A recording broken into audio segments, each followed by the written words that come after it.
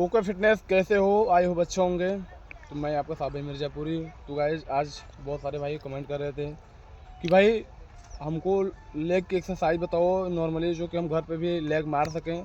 तो भाई उनके लिए मैं ये टिप्स लेकर आया हूँ। ये वीडियो के माध्यम से मैं उनको बताना चाहूँगा कि भाई देखो, लेग की एक्सरसाइज तो मैं आपको पहले बता दूँ, जो दंड लगाते हैं देसी, मतलब देसी तरीके से, कि जो जिम नहीं जा पाते हैं उनके लिए। गाइज देखो, ये तुम्हारा जो है घुटना जो है गाइज, उसको आराम से आना है पीछे।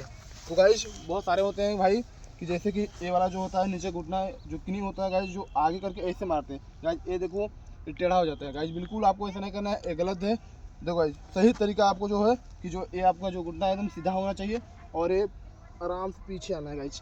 ऐसे आप लगाओ अपने शरीर के ऊपर, कोई नॉर्मली वेट रख लो 10-20 kg का, रख कर मारोगे, अच्छा फीलिंग्स आएगी और बवाल एकदम तगड़ा लोगोगे गाइज। अपने भाई को सपोर्ट करो और चैनल को सब्सक्राइब करो, अपने भाई को सपोर्ट करो। Love you guys.